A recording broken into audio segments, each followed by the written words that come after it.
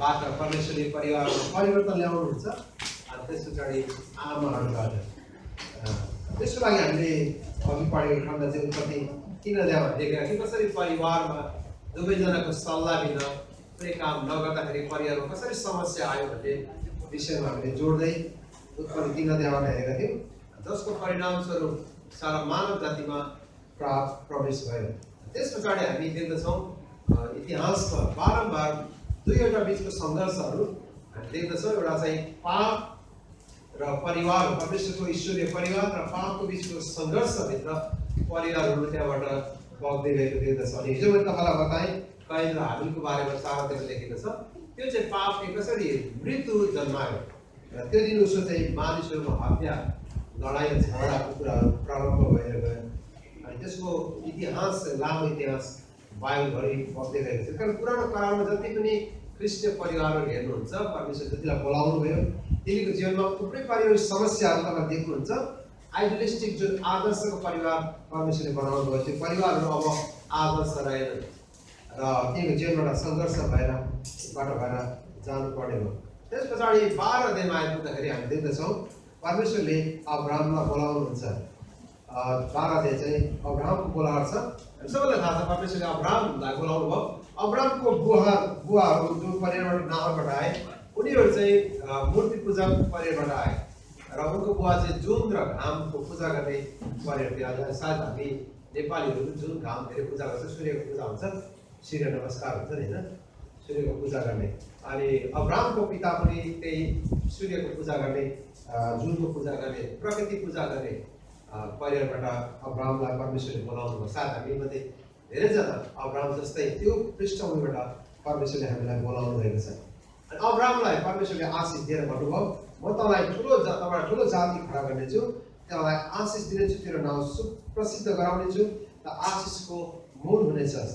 3 पदमा तँलाई आशिष दिनलाई म आशिष दिनेछु र तँद्वारा नै पृथ्वीका सबै कुलले आशिष पाउनेछ। यो चाहिँ एउटा ठुलो प्रतिज्ञा परमेश्वरले अब्राहमको जीवनको लागि गर्नुहुन्छ। तँद्वारा म संसारलाई आशिष दिनेछु त आशिषको मूल हुनेछस्। प्रियहरू परमेश्वरले हामीलाई आशिष पाउनलाई मात्र होइन तर संसारको निम्ति आशिषको मूल हुनलाई बोलाउनु भएको छ। यो चाहिँ हामीले बुझ्नुपर्ने कुरा चाहिँ अब्राहमको बोलाएर चाहिँ परमेश्वरले अब्राहमलाई तँलाई म आशिष दिन्छु मात्रै भन्नु भएन तर तँद्वारा अरूहरूलाई म आशिष दिनेछु।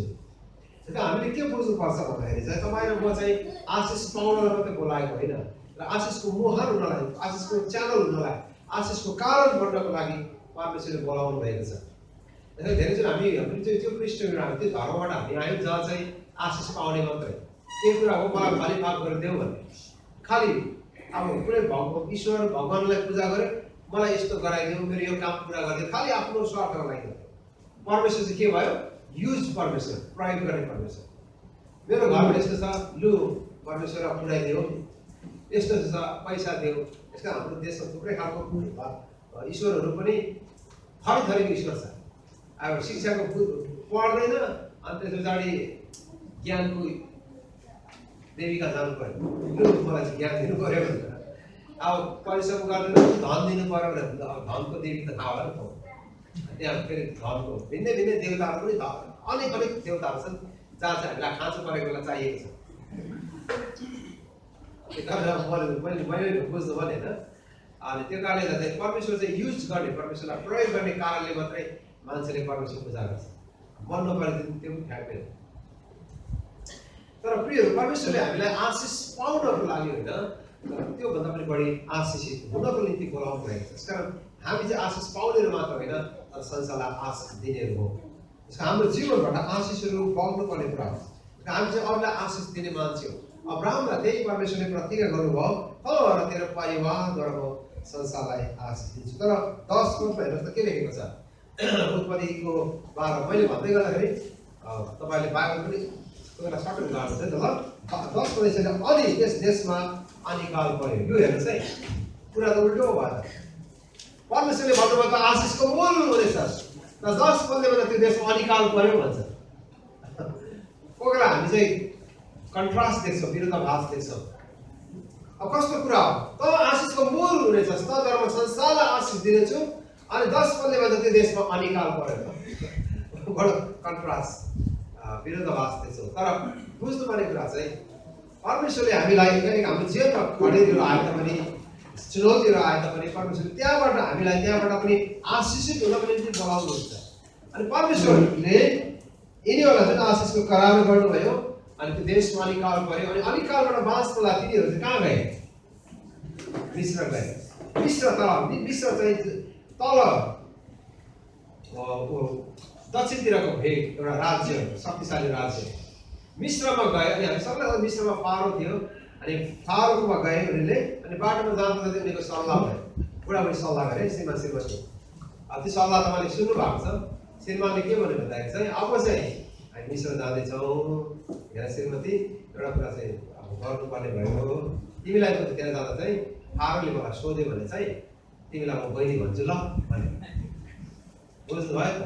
अब श्रीमानले आफ्नो श्रीमतीलाई के भन्दैछ? म तिमीलाई बहिनी भन्छु। अब हाफ त तिमीलाई आधा त बहिनी हो, तैपनि बिहा गरेर श्रीमती हो, अनि एकचोटि उसले म बहिनी भन्छु भन्दैछ।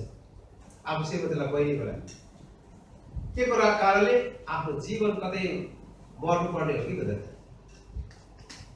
मर्ने डरले। मिस्रको राजाले मेरो श्रीमती भन्यो भने त मलाई तिमीलाई चाहिँ लान्छ दरबारमा, मलाई चाहिँ मार्छ। अब डर नि लान्छ कि लाँदैन, मार्छ कि मार्दैन, डर आयो।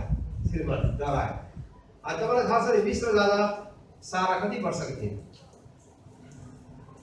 अब्राम कति वर्षको थियो? 75 वर्ष। अनि सारा चाहिँ 10 वर्ष कान्छी भने चाहिँ कति वर्ष?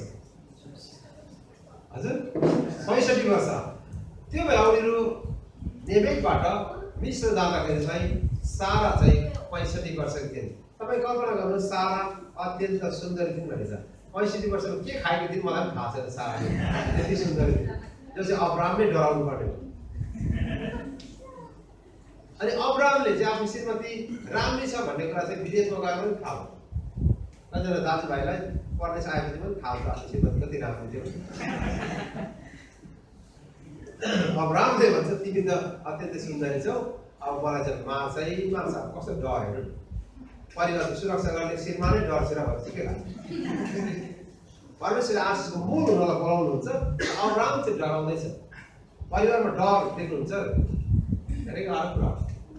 अब मार्छ कि मार्दैन, तर पनि मिस्र जाँदा कतै मारिहाल्छ कि मलाई मार्छ कि सायद कुरा यस्तो भयो होला, सायद तल गरमा संसारलाई आशिष दिनेछु भने चाहिँ तेरो परिवारलाई आशिष दिनेछु भन्नुभएको छ। अब मलाई नै मार्यो भने चाहिँ आशिष बन्द हुन्छ र ऊ आफ्नो डर। परमेश्वर जुन करार गर्नु त्यो चाहिँ पुरा नहुने हो कि भन्ने कुरा डर। हेर्नुहोस् है, डर भन्ने कुरा चाहिँ बडो डर लाग्ने कुरा। तपाईँले मेरो जीवनमा परिवारसँग के डर छ कि भन्ने प्रश्न, के कुरादेखि तपाईँलाई डर लाग्छ? जीवन परिवारसँग के कुरादेखि डर लाग्छ? के तपाईँको श्रीमतीसँग, तपाईँको नानीको बारेमा तपाईँको जीवनमा धेरै डरहरू छ कि? अब्रामले परमेश्वरमाथि भरोसा गरिरहन सकेन, उसको जीवनका डरबाट भएर जाँदैछ। अन्त्यमा उसले त्यसै भन्यो, मिस्रमा पुग्यो, उसले सोचे जस्तै घटना पनि भयो। फारोको मानिसले सोधे अब्रामलाई, सारालाई सोधे, साराले भन्यो मेरो दाजु हो, उसको बहिनी हो। त्यसपछि के गर्यो? सारालाई लिएर दरबारमा गयो। अनि बाइबलमा लेखेको छ सारा दरबारमा गएको कारणले परमेश्वरले त्यो दरबारमा ठुलो समस्या ल्याउनु भयो।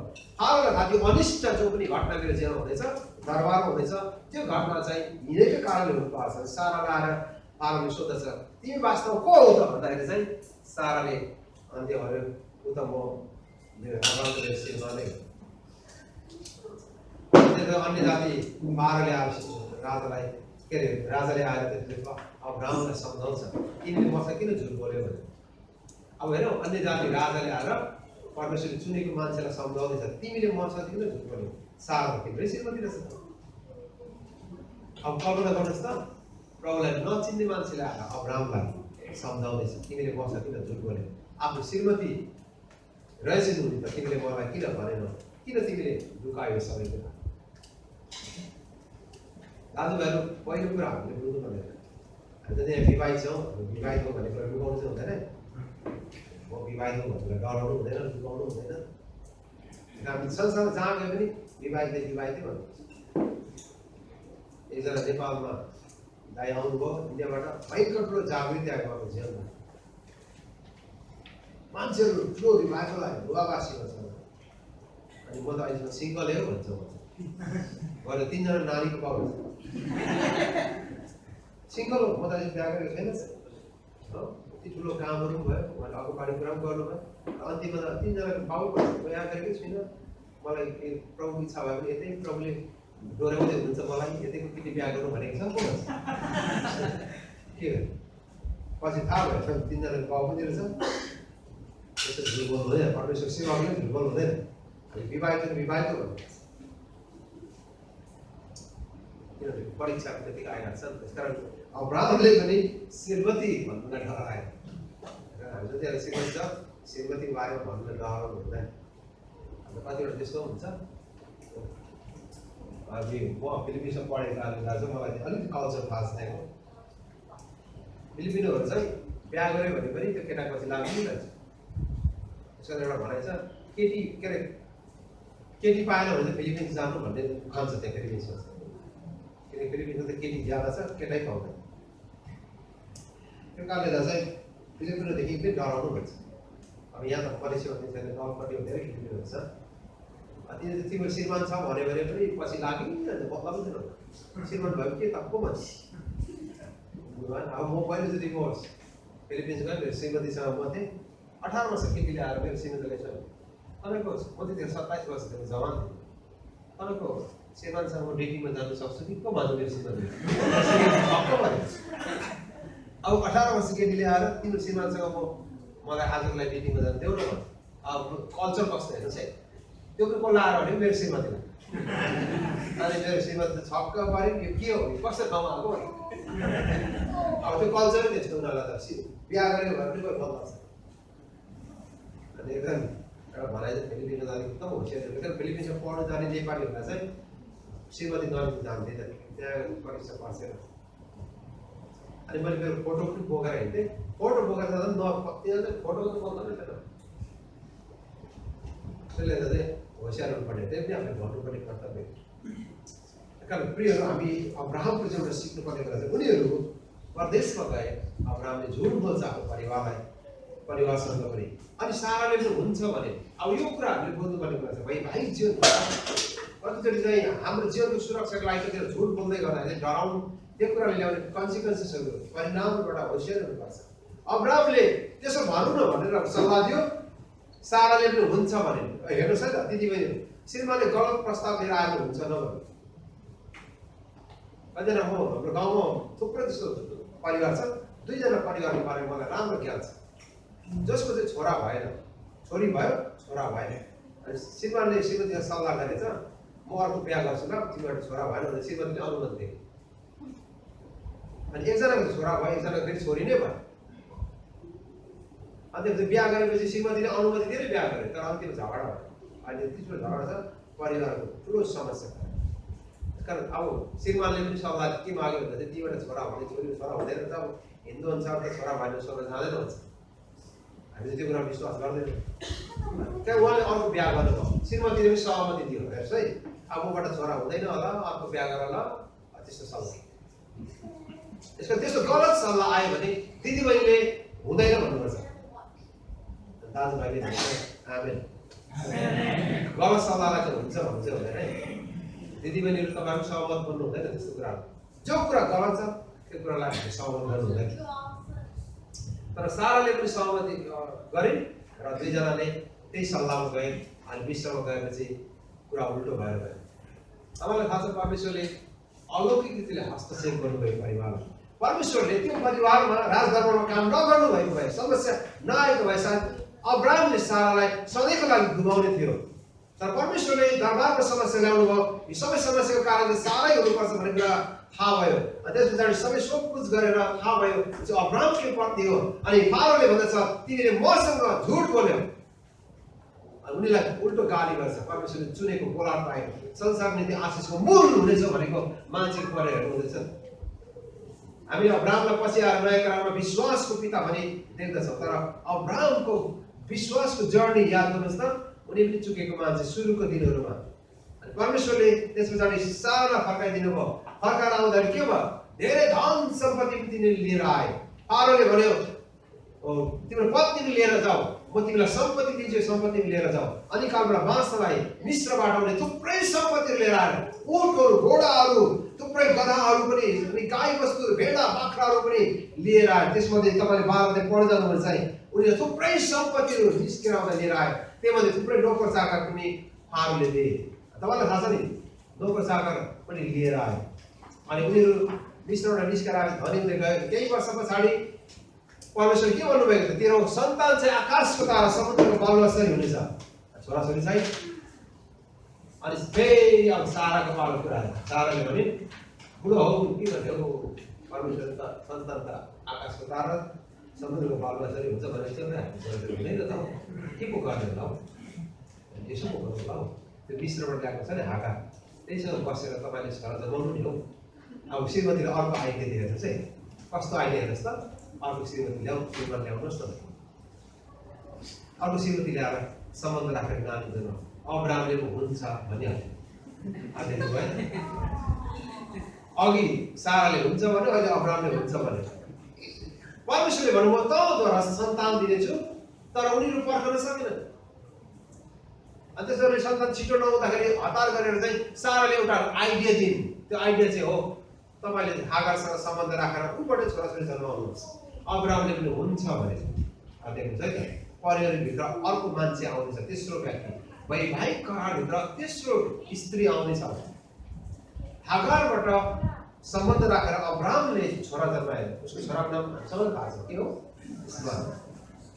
त्यस पछाडि त्यो राति परमेश्वरले भन्नुभयो, अब्राहम र सारालाई भन्नुभयो, मैले प्रतिज्ञा गरेको छोरा चाहिँ म साराबाट ल्याउँछु। अनि बाइबलले चाहिँ सारा त हाँसिन् भनेको छ हैन, विश्वासै लागेन। परमेश्वरले हप्काउनु हो, विश्वासै लागेन, सारालाई हप्काउनुहुन्छ। त्यस पछाडि परमेश्वरले साराद्वारा नै सन्तान दिनुभयो। सारा गर्भवती भई छोरा जन्मियो, इस्माइलको जन्म भयो, इसहाकको जन्म भयो। अब त्यस पछाडि साराद्वारा इसहाकको जन्म भयो, हागारद्वारा इस्माइलको जन्म भयो। जब जुन दिन छोरा जन्मियो त्यो दिन उसको बाइबलमा यसो लेखेको छ, साराले हागारलाई घृणा गर्न लाग्यो। अन्तिममा अब्राहमले के गर्यो? हागार र इस्माइललाई घरबाट निकाल्नु भयो। पहिलो झगडा सुरु हुँदैछ नि, अघिसम्म त राम्रै प्लानको लागि सोचेको नि, र अहिले त्यो प्लान चाहिँ असफल भएर गयो। कहिलेकाहीँ हामी चाहिँ इमिडिएटली तत्काल अवस्थामा सल्युसन खोज्दै गर्दाखेरि, चाँडो समाधान खोज्ने कुराहरूबाट कसरी परिवारमा समस्या आयो। परमेश्वरको बिब्लिकल म्यान्डेटभित्र, बाइबलीय योजनाभित्रबाट बाहिर गएर समाधान खोज्दाखेरि केही क्षणको लागि त होला छोरा पनि भयो इस्माइल, र अन्तिममा के भयो त? झगडा भयो परिवारमा। अनि तपाईँलाई थाहा छ, अब्राहमले अघि सुरैमा पानी र रोटी लिएर पठाइदियो। अनि अहिले भन्छ त्यो जातिहरू चाहिँ अरब देशको जातिहरू भन्छ जहाँ चाहिँ पानीको दुःख छ, लौटा भारी पानी र अलिकति रोटी लिएर उनीहरू घर छोड्नु परेको थियो। परमेश्वरले भन्नुभयो इस्माइल र हागारलाई पनि म वास्ता गर्छु भने परमेश्वरले भन्नुभयो। अनि घरबाट अब्राहमले निकालेर पठाइदियो। पारिवारिक तनाव देख्नुहुन्छ नि, मानिसले गरेको एउटा गल्तीले पारिवारिक जेलमा ल्याउने समस्या। तर परमेश्वरले मानव इतिहासमा परमेश्वरले मानिसलाई निर्देशन भएन, अब्राहमले गल्ती काम गरे तापनि परमेश्वरले अब्राहमलाई आशीष दिनुभयो। र अचम्मको कुरा छ, पारिवारिक जीवनको बारेमा अलिकति पुरानो करारको परिवारको बारेमा परमेश्वरले एउटा प्रतिज्ञा गर्नुहुन्छ, एउटा आशिषको प्रतिज्ञा गर्नुहुन्छ, तर पापले अर्को कुरा ल्याउँदछ। अनि यो पाप र पारिवारिक परमेश्वर योजना, परिवारको लागि भएको योजनाको बिचको द्वन्द्वहरू तपाईँले देख्नुहुन्छ। त्यसकारण हामीले कतिचोटि चाहिँ तत्काल अवस्थाको सल्युसन खोज्दै गर्दाखेरि हामीले याद गर्नुपर्ने यो कुराबाट परमेश्वरलाई महिमा हुन्छ हुँदैन। बाइबलले हामीलाई के भन्छ? त्यो बेला बाइबल थिएन अब्राहमको समयमा, त्यो कारण उनीहरूलाई गाइड गर्ने कुरा थिएन। तर आज परमेश्वरको वचन हाम्रो हातमा छ। कुनै गलत निर्णय गर्नुभन्दा अगाडि तपाईँलाई मैले कि त पास्टरसँग कि परमेश्वर वचनबाट हामीले परामर्श लिन आवश्यक छ। त्यसकारण विवाहको विषयमा होस् वा जुनसुकै परिवारको कतिवटा गम्भीर निर्णय गर्दाखेरि चाहिँ म यहाँलाई आग्रह गर्न चाहन्छु, तपाईँले आत्मिक अगुवाहरूसँग बसेर परामर्श लिनुपर्छ। र परमेश्वर वचनले के भन्छ यो विषयमा तपाईँले छलफल गर्नु। उदाहरणको लागि चाहिँ अबर्सन गर्ने मन भयो, तपाईँको पहिल्यै नानी छ, आफ्नो नानी बस्यो, के गर्ने त्यस विषयमा तपाईँलाई गाह्रो भएको छ भने त्यो बेला तपाईँले परमेश्वर वचन पहिला हेर्नुपर्छ, त्यसपछि परामर्शहरू लिनुपर्छ। किन बाइबलले अबर्सन गर्नु दिँदैन, गर्भपतन बाइबलले होइन, संसारले गर्दै आएको छ। अहिले त थुप्रो प्रविधिहरू संसारमा आएको छ। अहिले चाहिँ छोराछोरी भएन भने पनि छोराछोरी बनाउने थुप्रै तरिकाहरू वैज्ञानिकले पत्ता लगाएको छ। अहिले कतिजनाको चाहिँ यदि श्रीमानहरूको सेक्सुअल प्रब्लम छ, अथवा शुक्रकिटमा उनीहरूको क्रोमोजोममा समस्या आएको छ भने चाहिँ अहिले केही मेडिकल्ली केही इम्प्रुभ हुन सक्छ। त्यति गर्दा पनि भएन भने चाहिँ अहिले एआइडी भन्छ, आर्टिफिसियल इन्सिमिनेसन बाइ डोनर भन्ने। त अहिले चाहिँ डक्टर हस्पिटलमा चाहिँ वीर्यहरू पनि डोनेसन गरेको हुन्छ। अनि त्योबाट चाहिँ उनीहरूले सल्लाह गर्छ बुढाबुढीले, अनि अस्पतालमा गएर चाहिँ त्यो थर्ड पर्सन मान्छेले डोनेसन दिएको वीर्य चाहिँ डक्टरको सहायताले स्त्रीको अन्डाशयमा लगेर राखिन्छ, त्यहाँबाट नानी हुन्छ। अब त्यो गर्ने कि नगर्ने त भन्ने कुरामा तपाईँलाई ज्ञान भएन भने, तपाईँको नानी हुँदैन भनेर डक्टरले भन्यो भने चाहिँ केटाकोमा यदि कुनै समस्या छ भन्यो भने चाहिँ शुक्रकिटमा केही समस्या आयो भने चाहिँ डक्टरले त्यो सल्लाह दिन्छ। तर क्रिस्चियन हामी त्यो गर्ने नगर्ने है। तेस्रो पुरुषको वीर्य प्रयोग गरेर नानी जन्म कि नजन्म। अब पछि विद्वानै भयो त खुसी नै होला, हटा भयो त्यसको बाउ कस्तो थियो भने झगडा पाउँछ। अब कोही बेला त हामीलाई सन्तान चाहिएको छ, मान्छेबाट देखाउनु परेको छ, गरिदिनु एकछिन भयो भनेर हामी क्विक डिसिजन आउन सक्छ। कोही बेला चाहिँ इमिडिएट सोल्युसनहरू, तत्कालको समाधानहरू खोज्दै गर्दा हामी चाहिँ लङ टर्म सोल्युसन पनि हेर्नुपर्ने हुन्छ। अनि डक्टरले त्यसो सल्लाह दिन्छ, अहिले प्रविधिहरू आइसकेको छ, त्यसमा हामी होसियार हुनुपर्ने हुन्छ। त्यो बेला चाहिँ हामीले परामर्शहरू लिनुपर्छ। अहिले सेक्स सेलेक्सन हुन्छ, अहिले डक्टरलाई तपाईँलाई थाहा छ, तपाईँलाई छोरा चाह्यो भने डक्टरले छोरै बनाइदिन्छ। त्यो चाहिँ के गर्छ, पुरुषको शुक्रकिट चाहिँ उनीहरूले प्रयोग गरेर चाहिँ उनीहरूले चाहिँ अब एक्स र वाइ कुन क्रोमोजोम राख्ने, वाइ क्रोमोजोम राखेर चाहिँ उनीहरूले टेस्ट गर्छ। त्यो पछाडि चाहिँ स्त्रीको अन्डाशयमा राख्छ, त्यो छोरै हुन्छ। सेक्स सेलेक्सन हुन्छ। त्यो क्रिस्चियनले गर्नु थियो नि त, अब हामीले नगर्नु हुन्छ। एथिकल्ली मिल्दैन, किन मिल्दैन? किन भन्दाखेरि चाहिँ छोरा र छोरा दुवै परमेश्वरको इनाम हो। यदि छोरै छोरा मात्रै भयो भने के हुन्छ, समस्या हुन्छ। परमेश्वरले जुन प्राकृतिक नियम राखिदिनु भएको छ त्योभन्दा बाहिर गएर कतिवटा त्यस्तो चलन हुन्छ।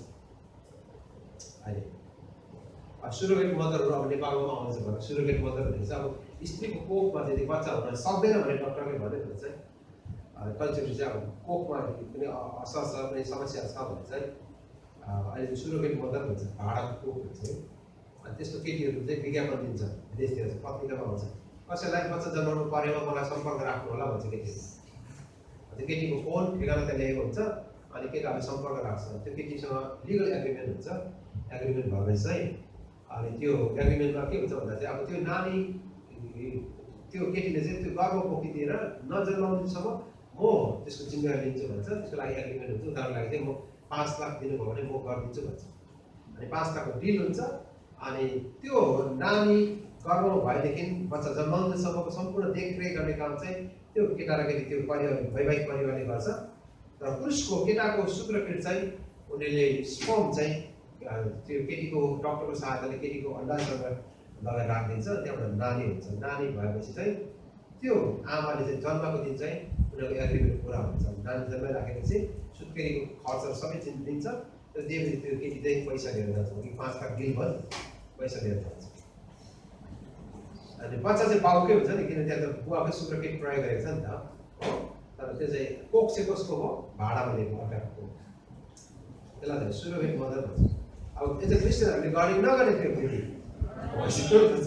अब अहिले छोरा जन्माउनुको लागि त राम्रै होला, तर पिरियड लङ टर्म त्यसले वैवाहिक जीवन ल्याउने समस्याहरूलाई पनि हामी याद गर्नुपर्ने हुन्छ। त्यस कारण कसरी चाहिँ हामीले चाहिँ हाम्रो जीवनमा जब पारिवारिक जीवनमा चाहे सन्तानको कुरा होस्, अरू थुप्रै फाइनेन्सको कुराहरू, अरू धेरै समस्याहरू जुन चुनौतीहरू आउँछन् त्यसलाई समाधान गर्ने छोटो र चाँडो इमिडिएट कजहरू, कारणहरू र सोल्युसनहरू खोज्दै गर्दाखेरि चाहिँ कति चाहिँ हामीले गलत निर्णय गर्न सक्छौँ। त्यो बेला चाहिँ हामीले वैवाहिक जीवनमा हामीले आत्मिक अगुवाहरूको परामर्श लिनुपर्ने हुन्छ। अब्राहम र साराले परमेश्वरको प्रतिज्ञामाथि विश्वास गरिरहन सकेनन्। जब कुनै प्रतिज्ञा ढिलो भयो तिनीहरूले आफ्नै तर्कबाट, आफ्नै विवेकबाट तिनीहरूले गलत निर्णयहरू गर्दै गए। यसको प्रियहरू वैवाहिक जीवनमा पनि, तपाईँको जीवनमा पनि, तपाईँ मेरो जीवनमा पनि कसरी त्यस्तो मोडहरू, त्यस्तो समस्याहरूमा, त्यस्तो ठाउँमा हामी आइपुग्छ जहाँ हामीले डिसिजन गर्नको लागि गाह्रो हुन्छ। त्यो बेला चाहिँ हामीले आत्मिक अगुवाहरूको, परमेश्वरको वचनबाट, आत्मिक अगुवाबाट हामीले परामर्शहरू गर्नुपर्ने हुन्छ। अघि मैले भने अब्राहमको समयमा त बाइबल थिएन, त्यो कारणले बाइबलमा खोज्ने कुरा पनि आएन। र त्यो बेला आत्मिक अगुवाहरू पनि प्रशस्त थिएनन्, जसको कारणले उनीहरूले गएर सल्लाह दिने कुरा, उनीहरूले जो विवेकमा आयो उनीहरूले त्यही अनुसार गरे। तर आज हामीसँग बाइबल छ, परमेश्वर दासहरू हुनुहुन्छ, उहाँहरूसँग बसेर परामर्श लिनुपर्ने आवश्यक छ। त्यो विवाहको विषयमा पनि तपाईँ कोसँग बिहा गर्नुपर्ने, कसरी बिहा गर्नुपर्ने, त्यसको विषयमा परामर्श लिनुपर्ने जरुरी हुन्छ। अनि मलाई लाग्छ त्यो राम्रो बुद्धिमत्ताको कुरा हो। त्यसकारण त्यो विषयमा पनि जवान भाइलाई म आग्रह गर्न चाहन्छु विवाहको विषयमा। त्यस पछाडि परमेश्वरले अब्राहमलाई आशिष दिनुभयो अनि अब्राहम पछाडि चाहिँ हामीले उनको छोरा इसाक ठुलो भयो। अनि त्यो 24 अध्यायतिर हामी पुरानो करारबाट हेर्दैछौँ है त, वैवाहिक जीवनमा कसरी पाप प्रवेश पछाडि परिवारमा पनि समस्या आउँदै गयो। तर परमेश्वरले आफ्नो ईश्वरीय घरनाहरूलाई जातिलाई परमेश्वरले अलग गर्नुहुन्छ, जसबाट परमेश्वरले संसारलाई आशिष दिने प्रतिज्ञा गर्नुभयो। अब्राहमलाई परमेश्वरले त्याग्नु भएन, उसको कमजोरीबाट पनि भए तापनि परमेश्वरले अब्राहमलाई आशिषको मूल हुनलाई अघिबाटै करार गर्नुभएको थियो। सो करारमा परमेश्वर विश्वास रहनु भयो र अब्राहमबाट जन्मेको इसाहाक अब जवान भए। अब इसाहाकको बिहा गर्नुपर्ने भयो। आज हामी उत्पन्न 24 अध्यायबाट हेर्दै हामीले सिक्नुपर्ने केही शिक्षाहरू हेरेर हामी अहिले सेसनलाई बन्द गर्नेछौँ। 24 अध्यायमा हामी देख्दछ अब्राहमलाई परमेश्वरले बोलाउनुहुन्छ अनि परमेश्वरले अब्राहमद्वारा सन्तान पनि दिनुभयो। इसाहाकको जन्म हुन्छ, जवान भयो 24 अध्यायमा। अनि अब्राहमले इसाहाकको बिहा गरिदिने निर्णय गर्दछ। तर इसाहाकले आफ्नो छोरालाई नै बिहाको बारेमा भन्दैन, तर आफ्नो दासलाई चाहिँ विश्वासी दासलाई बोलाएर आफ्नो छोराको निम्ति बुहारी खोज्ने कुरा चाहिँ उसले गर्दछ। बडो अचम्मको कुरा यो छ। त्यो एउटा कल्चर पनि यो चाहिँ एरेन्ज म्यारेज हो। यो चाहिँ केटाले आफै खोज्दैन, तर आमा बाउले नै एरेन्ज गर्दैछ, व्यवस्थापन गर्दैछ, खोजिदिने काम गर्दैछ। कतिजनाको बिहा सायद एरेन्ज म्यारेज पनि भयो होला, आमा बाउले नै मिलाइदिएको विवाह। अनि पास्टरले भन्दै थियो उहाँको बिहा पनि एरेन्ज म्यारेज हो। राम्रो कुरा छ, एरेन्ज म्यारेज कुनै गलत कुरा होइन। बाइबलमा हामी 24 अध्यायमा इसाहाकको निम्ति केटी खोज्ने काम चाहिँ उनको बुवाले जिम्मेवारी लिएर आफ्नो दासलाई उसले खटाउँदछ। अनि बडो स्पष्ट कुरा चाहिँ आज हामीले यहाँ सिक्नुपर्ने कुरा छ। उनले भन्दछन् तिमीले कनानी स्त्रीहरू छोरीहरूलाई नल्याउनु। कनानी स्त्री यो चाहिँ रिपिटेड वर्ड हो, कनानी स्त्रीहरू चाहिँ लिएर नआउनु। 28 अध्यायमा त्यही कुरा दिएको छ। पछि इसाकले छोरा याकुबलाई भन्दछ तिमीले कनानी स्त्री बिहा नगर्नु। कनानी भनेको चाहिँ त्यो बेला चाहिँ मूर्ति पूजा गर्ने जाति कनानी हुन्छ। त्यो बेलाको एउटा जाति थिए जसले मूर्ति पूजा गर्दथे। अब अहिले हामी मण्डलीको विश्वासीहरूले बोल्नुपर्ने गर्दा अब मूर्ति पूजा कसले गर्छ तपाईँले स्पष्ट हुन्छ, थाहा छैन। अब कुनै धर्मको नाम लिन्न, तर मूर्ति पूजा गर्ने जातिसँग बिहा नगर्नु भने। त्यसका तपाईँले दोस्रो कोरिन्थीमा पावलले 6 अध्यायमा यही कुरा लेख्दछन् तिमीले अन्य जातिहरूसँग विश्वास घरदेखि बाहिर गएर बिहा नगर्नु। अब मूर्ति पूजा गर्ने को हो, कुन जातिले मूर्ति पूजा गर्छ हामीलाई थाहा हुनुपर्छ।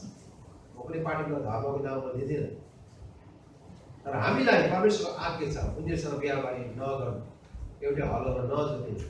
अब तपाईँले यो कुरा बुझ्दै गर्दा कतिजनाले मनमा प्रश्न हुनसक्छ अरू धर्मसँग के बिहा गर्नु मिल्दैन। एउटै कुराले हो, तिनीहरू नराम्रो मानिस भएको कारणले होइन, उनीहरू सायद चरित्रमा ज्ञानमा हामीभन्दा असल मानिसहरू हुन्, तापनि हाम्रो विश्वासको खातिरले उनीहरूसँग बिहा नगर्नु भनी परमेश्वरले भन्नुहुन्छ। त्यसकारण अरू धर्म मान्नेहरू नराम्रो मान्छेहरू होइन है, बुझ्नुभयो भएन? अरू धर्म मान्ने मान्छेहरू नराम्रो मानिसहरू भएको कारणले होइन, उनीहरू असल मानिसहरू भए तापनि हाम्रो विश्वास र आस्थाको खातिर पनि पावलले लेख्दछन् उनीहरूसँग बिहा नगर्नु। यो कुरामा क्लियर हुनुपर्छ। कतिजना जवान भाइले यो विषय धेरै तर्क गर्छ, उनीहरू त मान्छे नै त हो, मैले मान्छे होइन भनेको छैन, बाइबलले उनीहरू मान्छे नभएको कारण त होइन, तर विश्वासको खातिर। किनभने चाहिँ विश्वास नगर्नेहरूसँग एउटै हलोमा जोतिँदा गाह्रो हुन्छ। तपाईँले याद छ नि, दुईवटा गोरु चाहिँ दुईतिर तानातान भएको के हुन्छ, खेत जोत्दैन भन्छ। एउटा गोरुले यता तान्नु खोज्यो भने एउटा गोरुले यता तान्यो भने चाहिँ जोत्दैन। अङ्ग्रेजीमा चाहिँ रिस्क नो वेयर भन्छ। दुईजनाले दुईतिर तानातान गऱ्यो भने तिनीहरू काहीँ पनि पुग्दैन भन्छ। अनि एउटा भनाइ छ यदि दुईटा गोरुले दुईतिर तानातान गऱ्यो भने चाहिँ आफूलाई धेरै रगड छ अरे र चोटै चोट पार्छ, तर खेत चाहिँ जोत्दैन। त्यसका प्रियहरू कहिलेकाहीँ हाम्रो विश्वासको जीवनमा हामीले विश्वास नगरिने व्यक्तिसँग विश्वासको घरदेखि बाहिर बिहा गरेर के हुन्छ, हामीले दुईटा बाटोतिर दुईटा दिशालाई पक्रेर हामी दुई बाटोतिर जान खोज्छौँ अनि हामी अन्ततः कुनै गन्तव्यमा पुग्दैनौँ। हाम्रो जीवनमा धेरै चुनौतीहरू हुन्छ। यसकारण परमेश्वर जान्नुहुन्छ कि के कुराले हाम्रो जीवनलाई फाइदा गर्छ, के कुराले फाइदा गर्दैन। परमेश्वरले हामीले स्पष्ट भन्नुभएको छ कि ती जातिहरूसँग बिहा नगर्नु। यसको पहिलो कुरा हामीले 24 अध्यायमा सिक्नुपर्ने कुरा चाहिँ के भन्दाखेरि चाहिँ विश्वास नगर्ने घरनाहरूसँग हामीले वैवाहिक सम्बन्ध जोड्नु हुँदैन। विश्वास केही घरनाभित्रबाट खोज्नुपर्छ। अब अहिले त हाम्रो विश्वासको घरमा थुप्रो छ। पहिला पहिला गाह्रो थियो। मेरो बुवाले बिहा गर्दाखेरि केटी पाउँदैन थियो अरे। यति बेला विश्वासी थिए थोरै थियो नि त नेपालमा। जम्मा त्यही 20-25 घर थियो होला विश्वासीहरू। त्यो पनि खोज्दा खोज्दा त्यो ठेगाना भयो त हो राम्रो राष्ट्रमा केटीहरू थिएन नेपालमा। केटी थिएन भने केटी त थियो विश्वास थिएन। तर अहिले त हेर्नु न कतिजना जवान भाइहरू पनि मैले भनेको छु केटी पाइनँ भन्छ। के कुरा गर्नु अहिलेको जमानामा भनेको छु केटी पाइनँ भन्छ। कस्तो हो भनेको केटी? अब आँखा उचालेर हेर्नु पऱ्यो नि। परमेश्वरले यति धेरै बहिनीहरू राख्नु भएको छ। मण्डलीमा हेरेर दिदी पनि ज्यादा छ। मैले भनेको छु केटी नै पाइनँ भन्छ। तपाईँ कुन दुनियाँमा हुन्छ? आदमको समय त हुनु न। आदमको त एउटै थियो, छान्ने मौकै थिएन, हावा मात्रै हो। र आजको परमेश्वरले यति धेरै राखिदिनु भएको छ। मण्डली चाहिँ जानु पर्छ। कतिजना भाइहरू मण्डली जाँदैन, केटी चाहिँ खोजिरहन्छ। बिहा गर्छु भन्छ, चर्च चाहिँ जाँदैन। बडो अप्ठ्यारो। एकजना पास्टरले मलाई भन्नुभयो, भनौँ तपाईँको केटी छैन भन्छ। कस्तो कुरा हुन्छ पास्टर? केटी त छ नि, किन कसलाई चाहिएको भनेको यस्तो भाइ के गर्नुहुन्छ भनेर त उहाँ चाहिँ नेपाल डोमेस्टिक एयरको पाइलट हो। राम्रो कुरा पाइलट। अनि मैले दोस्रो पटक गरेँ उहाँ चर्च आउनुहुन्छ भन्छ नभएर चाहिँ अब प्रायः आउँछ 2 महिनामा 3 महिना एकचोटि चर्च आउँछ, प्रायः भ्याउँदैन। त्यसो भए उहाँको लागि केटी चाहिँ भन्दिनँ। उहाँ चाहिँ आकाशमा उडिरहने पास्टरलाई केटी खोज्नु पठाउँदैछ। अब उसको फुर्सद छैन चर्च आउनु। चर्च चाहिँ नआउने अनि ऊ चाहिँ आकाशमा उडिरहने पास्टरलाई चाहिँ केटी खोज्नु पठाइदिनु त। बिचरा पास्टरले केटीको फोटो लिएर आउनु हुँदो रहेछ। अब उसले सोध्नु कति हाइट छ, कति पढेको, सबै सोध्नु। अनि त्यस पछाडि यो त हुँदैन भने फेरि पास्टर घर पास्टरको घरमा यत्रो केटीको फोटो पनि। पास्टरलाई पनि पास्टरले शङ्का पो गर्छ जस्तो लाग्यो। केटीको फोटो मात्रै छ यत्रो। त्यो पाइलटलाई देखाउनु पर्ने। ऊ चाहिँ आउँदैन छ, पास्टर चाहिँ केटीको फोटो लाँदै फेरि अर्को खोजिदिनु हुँदो रहेछ। फेरि लिएर आउँछ बिचरा पास्टरले बल्ल बल्ल केटी पत्ता लगाएर केटीको फोटो लिएर आउँदो रहेछ। अब पाइलटले फेरि इन्टरभ्यू गरेर पास्टरलाई पो भन्छ। अनि त्यो पास्टर यो चाहिँ अलिक हुँदैन र अर्को खोजिदिनु न भन्दैछ। अनि पास्टरले सुसमाचार गरेको कति आत्मवाद थियो। बिचरा पास्टर केटी खोज्दा खोज्दै म्यारेज गरेर भनेर भन्दैछ। पास्टर केटी खोज्दा ठाक्यो। मैले पनि पास्टर बाबु म चाहिँ खोज्नु सक्दिनँ उहाँको लागि। उहाँले बिहा गर्ने भने उहाँ आफै मण्डली आउनुपर्छ। सङ्गति जानु पऱ्यो नि। आफूले सङ्गति नजाने केटी चाहिँ पास्टर खोज्नु के पास्टर म्यारेज गुरु खोलेर बसेको मान्छे हो।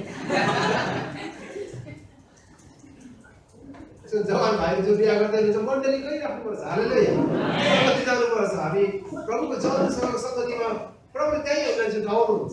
विश्वासको घरमा भित्र परमेश्वरले यति धेरै परिवार राखिदिनु भएको छ।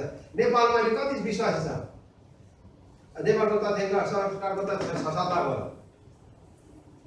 कमल थापाजीले त 35 लाख छ क्रिस्चियन नेपालमा भनेर भन्नुभएको थियो। त्यत्रो त छैन। उहाँले अलिक धेरै नै भन्नुभयो। कमल थापा रातो कमल थापाले 35 लाख छ भन्नुभयो। मेरो विषयमा चाहिँ 10-15 लाख मेरो व्यक्तिगत अन्दाज चाहिँ हुनु पनि सक्छ। कमलजीले चाहिँ अलिक त्यत्तिकै भनेको जस्तो लाग्यो। अब 15 लाख विश्वासीमा कम्तीमा 6 लाख त होला नि बहिनीहरू। 5 लाख छैन छ नि। खोज्नु पऱ्यो नि। आफू गएर हेर्नु पऱ्यो नि। अब बुम त माथि आउँदैन। अझ त्यस्तो चमत्कार त हुँदैन, मात्र आउँदैन त्यसरी। पृथ्वीमै परमेश्वरले बन्दोबस्त गर्नुभएको छ। मण्डली जानु पर्यो भाइ बहिनीहरू। बहिनीहरू प्रभुकामा लागिरहनुहोस्। परमेश्वरले त्यहीँ तपाईँको जीवनसाथी ल्याउनुहुन्छ। तपाईँ कोसँग बिहा गर्ने भन्ने विषयमा चिन्ता नगर्नु। बिहाको बस छुट्छ कि भनेर हतार बिहा गर्नु हुँदैन। परमेश्वरको योजनालाई हामीले बुझ्नु पर्दछ। परमेश्वर जुटाउनु परमेश्वर। अब आदमको लागि परमेश्वरले नै केटी लिएर आउनु भएन र अब उहाँले नै जुटाउनु भयो, उहाँले लिएर आउनु भयो। तपाईँको जीवनको लागि परमेश्वरले ल्याउनुहुन्छ। तर त्यो कुरा हामीले चिन्नु आवश्यक छ। परमेश्वर जुटाउनु भएको कुरा छ। अब अब्राहमको छोरा इसहाकको बारेमा हेर्दाखेरि हामी त्यही कुरा देख्दछौँ। कनानी स्त्रीहरू बिहा नगर्नु। त्यसको अर्थ चाहिँ मूर्ति पूजा गर्ने जातिहरूबाट तिमीले बिहा नगर्नु। यो कुरा हामी क्लियर हुनु भएको छ। अघि मैले भने अविश्वासीहरू अथवा विश्वास नगर्ने गैर इसाईहरू चाहिँ नराम्रो मानिसहरू होइन, तिनीहरू असल मानिस हुन्। तर हाम्रो विश्वासको खातिरले, हाम्रो आस्थाको खातिर पनि उनीहरूसँग वैवाहिक सम्बन्ध नजोड्नु भने परमेश्वरले हामीलाई आज्ञा गर्नुहुन्छ। त्यो विषयमा हामी स्पष्ट हुनु जरुरी छ। दोस्रो कुरा चाहिँ हामीले याद गर्नुपर्ने कुरा चाहिँ उत्पत्तिको 24 अध्यायमा र 28 अध्यायमा यही कुरा छ। उनीहरूले आशिष दिएको कुरा छ। 28 अध्यायमा आउनुहोस् त, हामी हेरौँ त। इसहाकले याकुबलाई बिहाको विषयमा कुरा गर्छ र आशिष दिएर पठाएको छ। कोही दुईटा अध्यायलाई सँगसँगै लाँदैछु है त। 28 अध्यायमा तब इसहाकले याकुबलाई बोलाएर आशीर्वाद दिए। के दिए रे?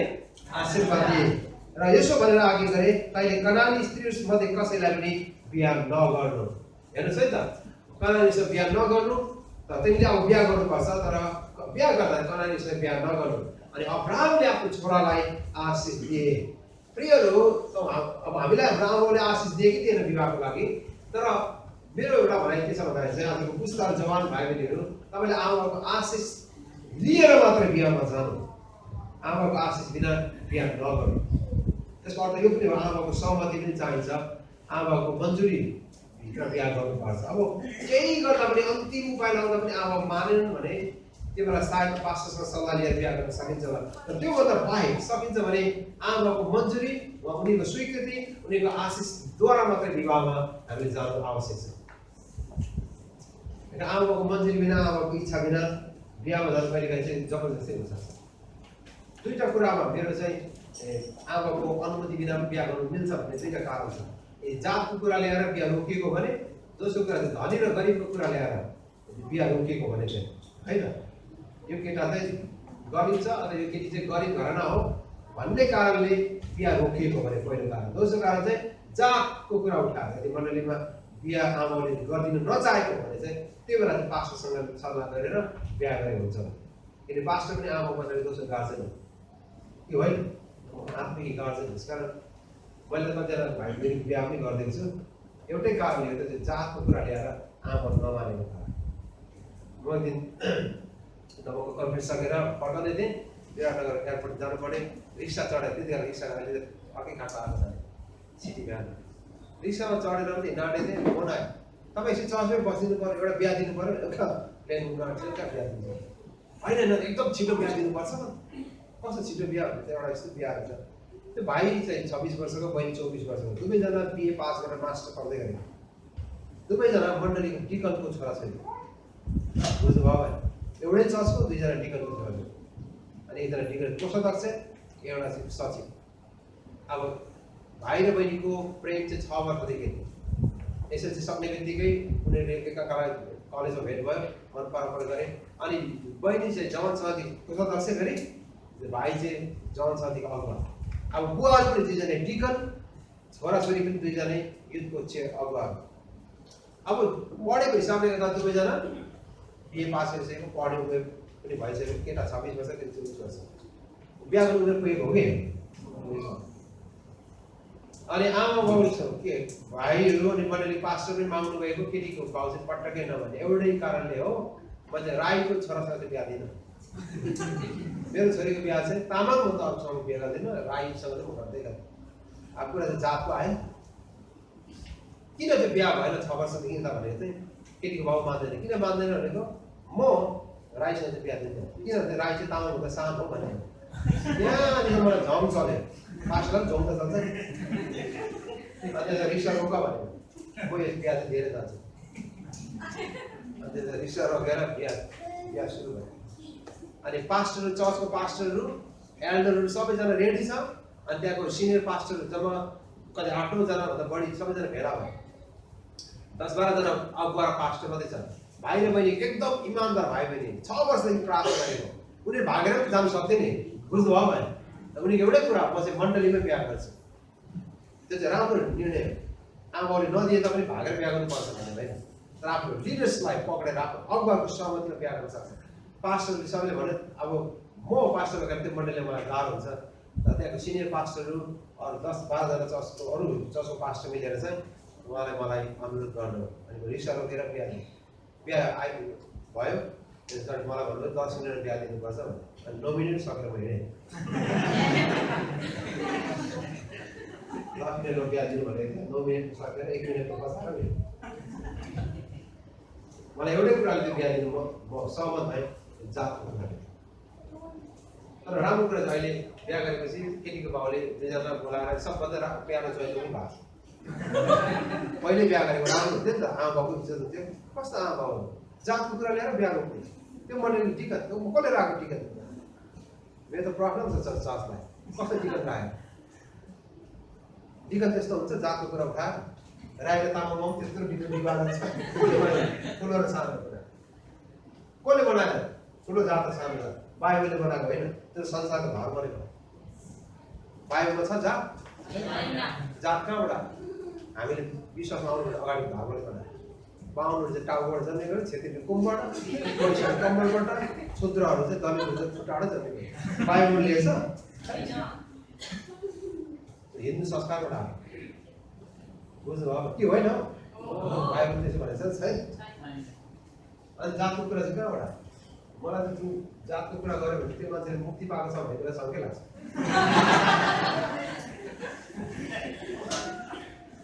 अब मेरो छोराले सुन्दासँग बिहा छोरी बिहा गरेर मलाई खुसी भएको त्यसरी हामीले कुनै जातको कुरा लिएर मण्डली बोल्नु हुँदैन जात चाहिँ मान्छेले बनाएको परमेश्वरले बनाएको होइन तर यो कुरामा रोकिनु हुँदैन म मेरो बोजूले सलाम गर्छु मेरो बोजूले चाहिँ पहिलोचोटि विश्वास हुने बित्तिकै पहिलो कुरा चाहिँ हाम्रो परिवारमा टङ्क परिवार भन्ने उहाँलाई घरमा राखेर जहिले घरमा सँगै भात खुवाउनु हुन्थ्यो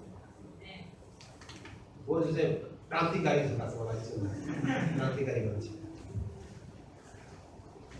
प्रियहरू यता जातको कुरा लिएर बिहा रोकिनु हुँदैन त्यो अवस्थामा चाहिँ आमाको अनुमति बिना पनि पास्टरको सल्लाह है त पास्टर अगुवासँग सल्लाह लिएर बिहा गर्नु पास्टर अगुवालाई नभनी भाग्नु चाहिँ हुँदैन यस्तो भाग्ने कोसिस चाहिँ नगर्नु जतिलाई भागेर बिहा गर्नुभयो गरिसक्नु अनि मैले भने त्यो फेरि फर्काएर नयाँ बनाउन सकिँदैन त्यो फिल्मको होइन रिमान्ड गरेर हेरेर त्यो भागेको सबै सिनलाई कटाएर राम्रो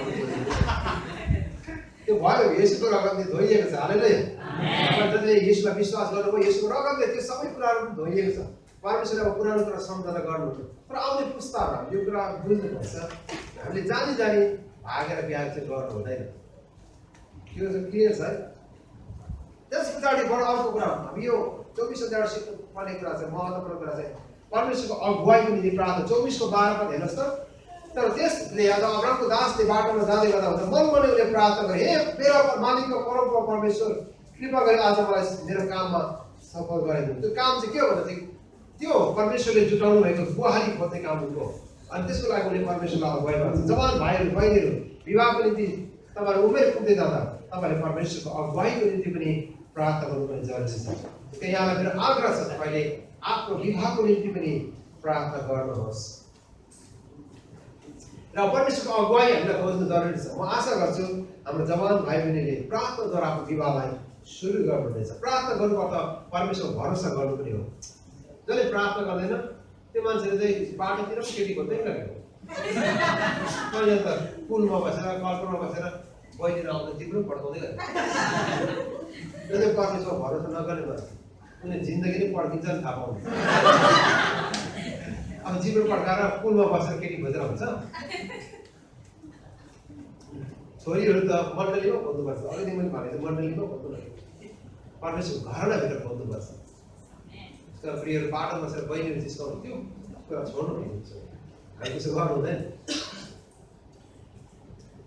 परमेश्वरको अगुवाईको निम्ति अब्राहमको दासले प्रार्थना गरे मेरो काममा सफलता गराइदिनुहोस् जुन कामको निम्ति मलाई विश्वास गरेर पठाइएको छ मलाई त्यसको निम्ति तपाईँले सहायता गर्नुहोस् त्यस कारण बिहा गर्ने भाइ बहिनीहरूले आफ्नो प्रार्थनाद्वारा परमेश्वरको इच्छा अनुसारको व्यक्ति जुटाउनको लागि परमेश्वरमा भरोसा गरेर प्रार्थना गर्नु आवश्यक छ त्यस समय खासमा 16 पद पढ्नेछौँ यो चाहिँ रेबिकाको बारेमा छ कन्या अत्यन्त सुन्दरी र कुनै मानिससित पनि सहवास नभएकी थिइन् इनारमा उम्रेर उनले गाग्रोमा पानी भरिन् र उठेर आए अब कन्याको बारेमा लेखेको छ रेबिकाको बारेमा रेबिका कस्तो थिएन अरे त अत्यन्त सुन्दरी सुन्दरीको अगाडि अत्यन्त भनेर बुझ्नु होला नि बाइबल अत्यन्त अगाडि थाल्यो मोसाले चाहिँ प्रिसाइसली जब मान्छेको सुन्दरताको बारेमा लेखेको छ बाइबल त्यति धेरै वर्णन गरेको छैन र मोसालाई जब परमेश्वरले प्रकाश दिनुहुन्छ स्पष्ट रूपले लेख्दछन् कन्या चाहिँ अत्यन्त सुन्दर उनको बाहिर सुन्दरता मात्र थिएन तर उनीभित्र अर्को एउटा सुन्दरता थियो त्यो चाहिँ भित्री सुन्दरता त्यो चाहिँ उनीको अहिलेसम्म कोही व्यक्तिसँग सहवास भएको थिएन हामी सबैले भन्नु चाहमे आजको जवान छोरीहरू परमेश्वरले त्यस्तो छोरीहरू तपाईँलाई बनाउन चाहनुहुन्छ जसको चाहिँ अरू कुनै केटाहरूसँग बिहा पूर्व यौन सम्बन्ध छैन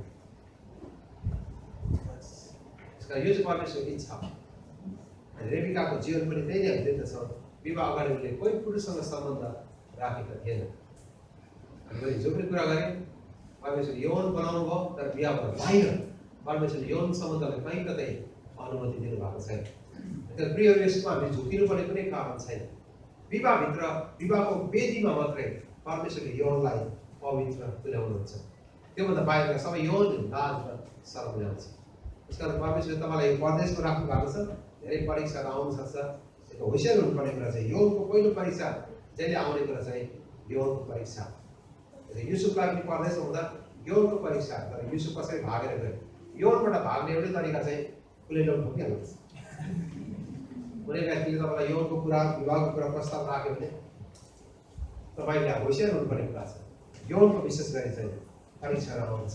अनि रेबिका चाहिँ यो कुराबाट उनी स्पष्ट थिइन् अहिलेसम्म कोही पुरुषसँग पनि उनको सहवास भएको थिएन। यता जवान बहिनी तपाईँको क्वालिफिकेसन त्यही नै एउटा योग्यता यही नै कि विवाह पूर्वक यौन सम्बन्ध नराख्नु। रेबिकालाई हेर्नुपर्छ। बाइबलमा बहिनीले उदाहरण हेर्नु चाहिँ कसलाई हेर्नुपर्छ अरे? रेबिकालाई, रेखा थापालाई। रेखा थापा मलाई मन पर्छिन्। मैले दिन पोखरा जाँदा एउटा प्लेनमा थिएँ, राम्रै लाग्थ्यो। तर मलाई एक दिन उनको अन्तर्गत मैले पढेँ विवाह अगाडि दुईजनाको मन पराउनु हो भने चाहिँ यौन सम्बन्ध गर्नुहुन्छ कि हुँदैन भन्दा चाहिँ उल्लेख गरेको थिएँ। दुईजनाको मन मिल्यो भने त यौन सम्बन्ध राख्नु हुन्छ भने त्यो दिनदेखि चाहिँ मलाई ठिक लाग्छ। रेखा थापा अलिक मलाई उनको विचार चाहिँ मन परेन। अब हो त हामीले मानेकै हिँड्ने हो तर उनले त अब समाजको जवानलाई खुसी पार्नलाई भनेको नि हो। उनलाई त कुनै नैतिकताको कुरा आएन, नैतिकको कुरा आएन। उनलाई त मान्छे युथलाई आकर्षण गर्नको लागि उनले भनेको दुईजनाको मन मिल्यो भने त सम्बन्ध राखेको हुन्छ। तर बाइबलले अनुमति दिँदैन विवाह पूर्व यौन सम्बन्ध राख्ने कहीँ कतै अनुमति छैन। त्यसका पहिलो कोरिन्थीमा 7 तपाईँले पढ्नु सक्नुहुन्छ। 9 पदमा पौलले भन्छ कतिजना विवाह नगरी बस्न चाहन्छ, राम्रै कुरा हो। जतिले बिहा गर्छ त्यो असलै कुरा हो।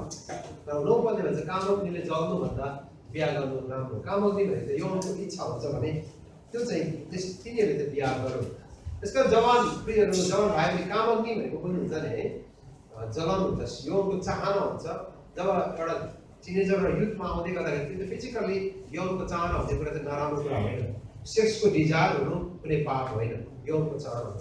तर त्यसलाई हामीले गलत ठाउँमा गएर प्रयोग गर्नु हुँदैन। त्यसको लागि परमेश्वरले एउटा ठाउँ राखिदिनु भएको छ।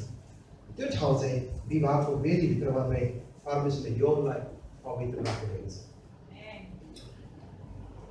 कतिजनालाई यो कुरा भन्दै गर्दा निकै गाह्रो पनि हुन सक्छ।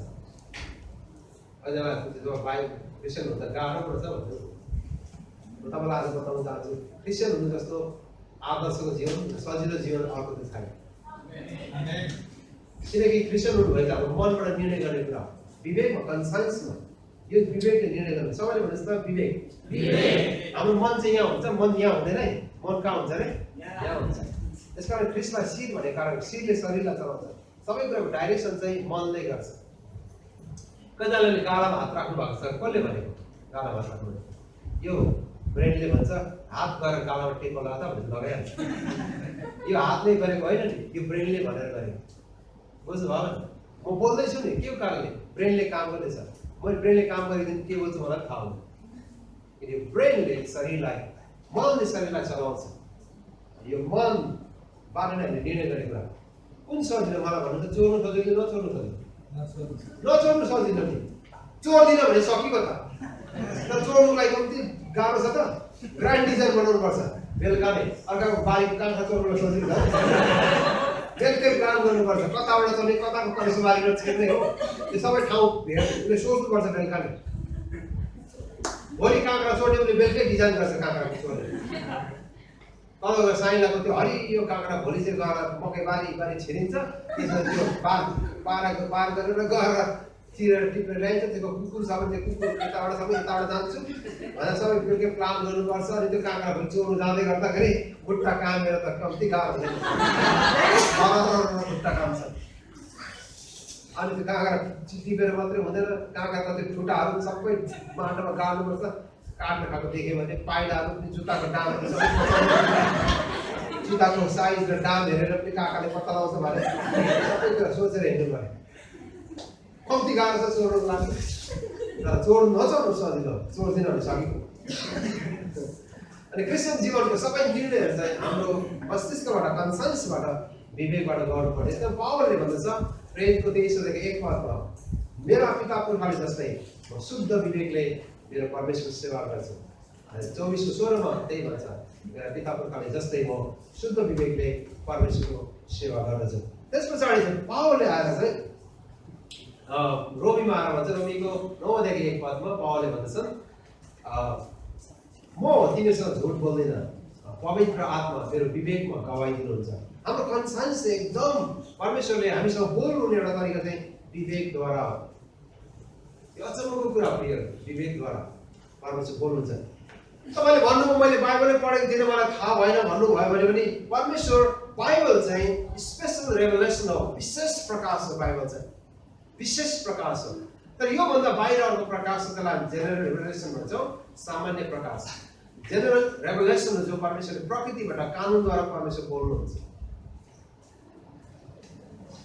देशको कानुन अनुसार यौन सम्बन्ध बिहाभन्दा बाहिर गर्नु मिल्छ मिल्दैन? कानुन अनुसार मिल्दैन। किन मिल्दैन? यो पनि कानुन पनि परमेश्वरको वचनद्वारै आएको कुरा हो।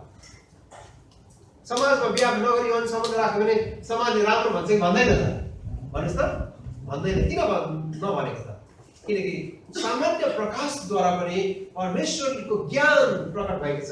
यसको भन्छ भने 19मा यसरी लेखेको छ पर आकाशले परमेश्वरको महिमाको वर्णन गर्छ।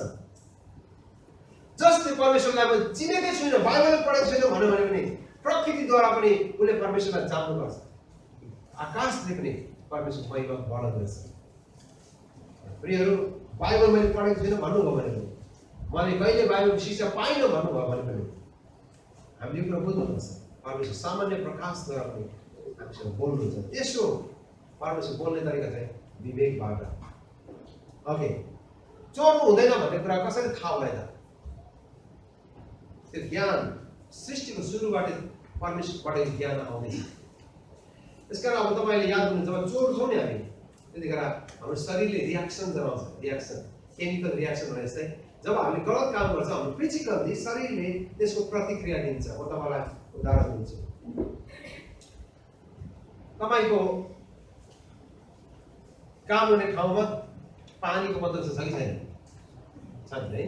तपाईँले पानी थापेर पिउँदाखेरि तपाईँको हात थर्र काम्छ कि तपाईँको विवेकले भन्छ यो हाम्रै लाग्यो?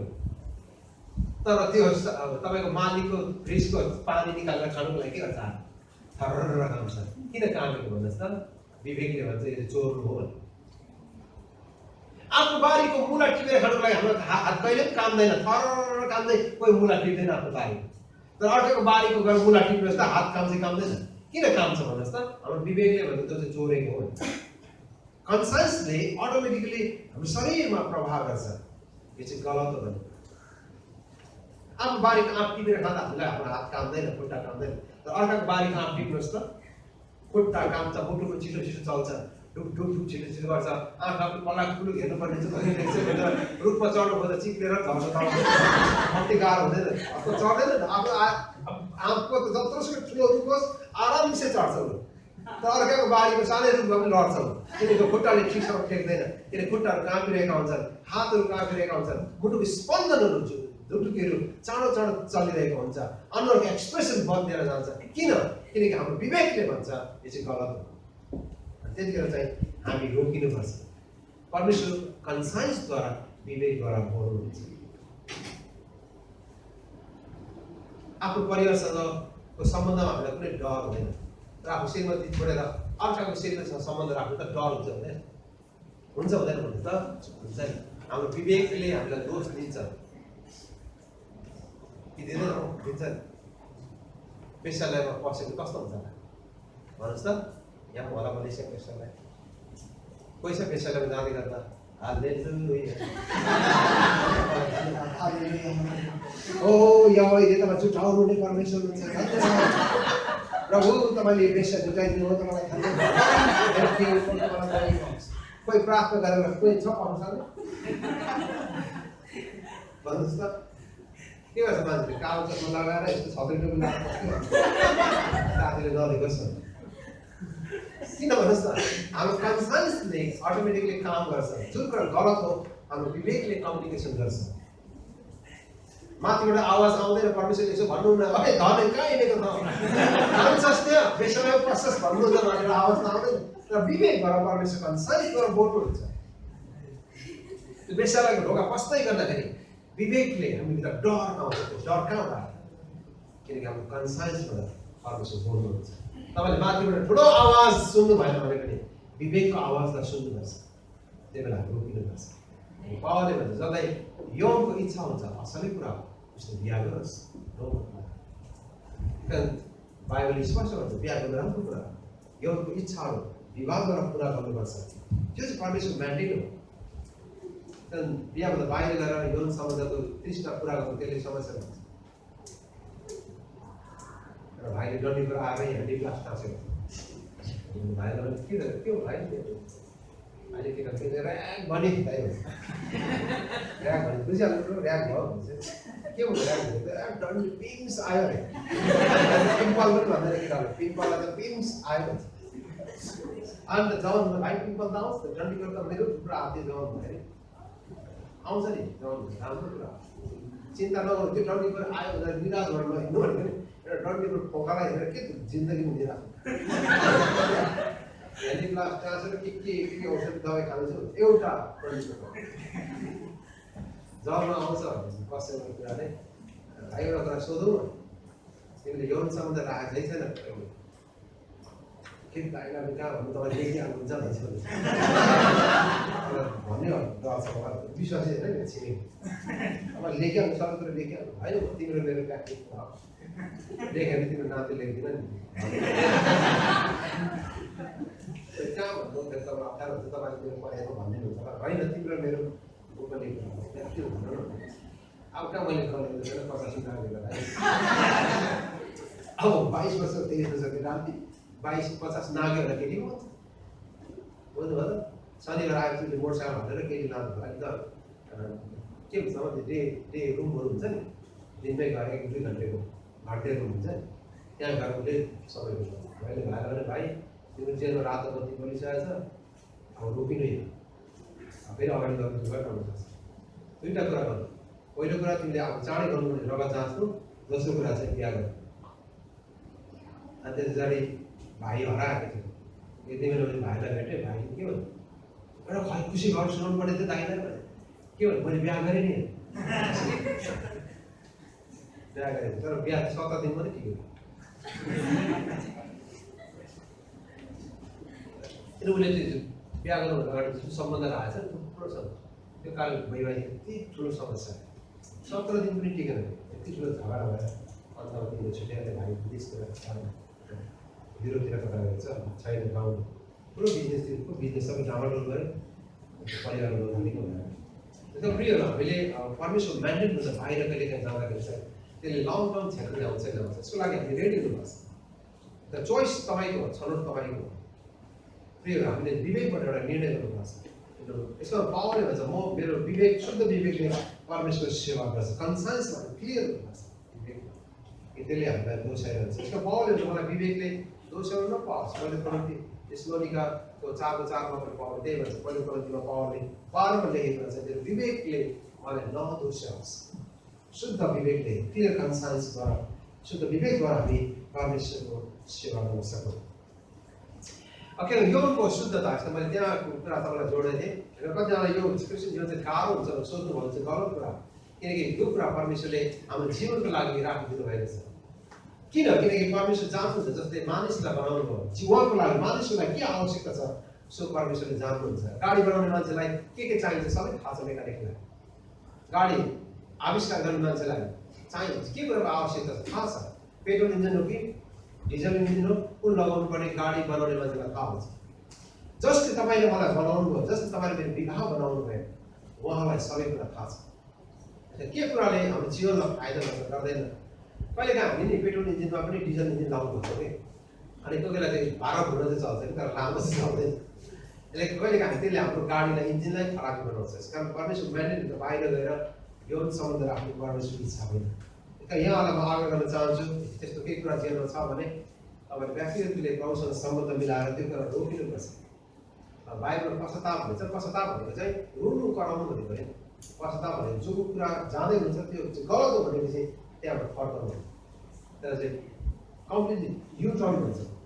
तपाईँले उदाहरणको लागि हामी काठमाडौँ भन्ने गर्छौँ। अब काठमाडौँबाट अलग्गी जानु पऱ्यो भने हामी पश्चिमतिर जानुपर्छ, तर हामी भक्तपुर लाग्यो भने हामीलाई थाहा हुन्छ चाहिँ गलत बाटो, अनि हामीले त्यहाँबाट फर्कै फर्किनु।